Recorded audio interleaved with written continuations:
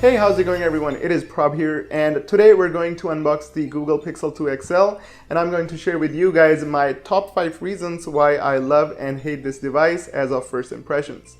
Actually, I wanted to get this phone for quite a while, and finally it's here so that we can test if the hype around the phone itself and the camera is real or not. But before starting, if you haven't yet subscribed to the channel, make sure to hit the red subscribe button so you don't miss any future videos.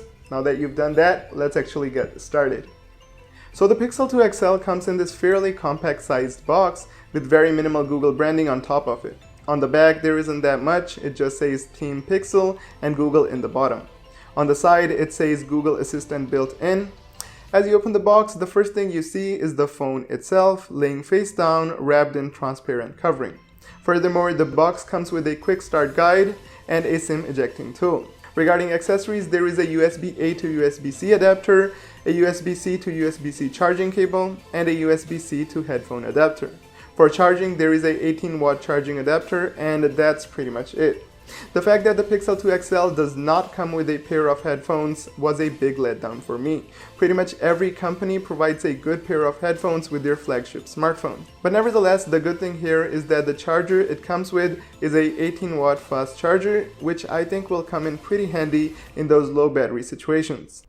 So after setting up the phone, I've been using the Pixel 2 XL for quite a while now. And here are top 5 things that I love and hate about this phone as of first impressions. First, we're going to start off with the things that I love about the Pixel 2 XL.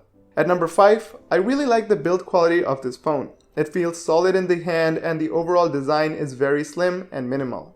At number 4, the stock Android experience on this device is amazing. There are no unnecessary apps preloaded into the phone, and also as soon as I got the phone, it immediately prompted me to update to Oreo, which means you get the fastest updates as soon as they're released by Google.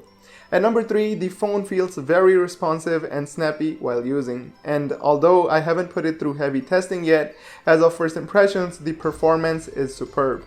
At number 2, the whole front of the device looks really nice, and even though it does not have a bezel-less display, I really dig those rounded corners and the curved side glass feels really nice while using. At number 1, the camera performance of this device is just amazing.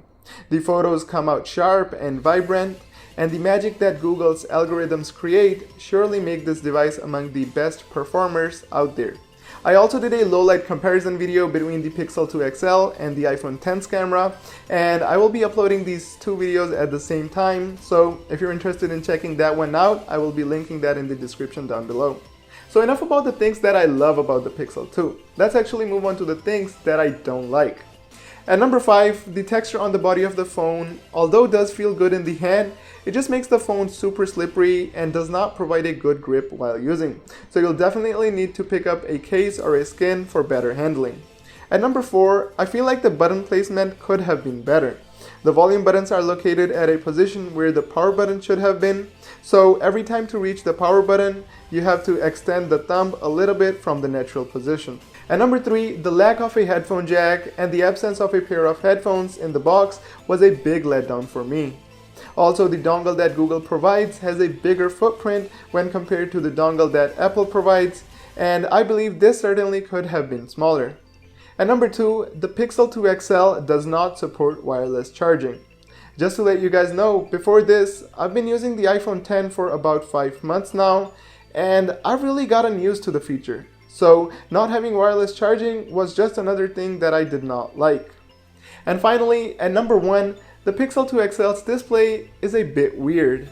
Now the panel itself is pretty sharp and pleasing, but when it comes to color rendition, it just lacks that punch. The whites tend to have a little grayish blue tint to them, and also the settings that Google provide for the colors of the display are just not enough.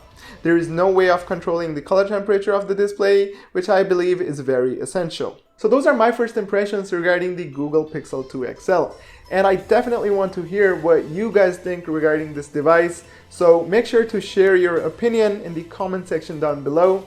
And if you liked today's video, make sure to smash that like button, and I will see you guys in the next one.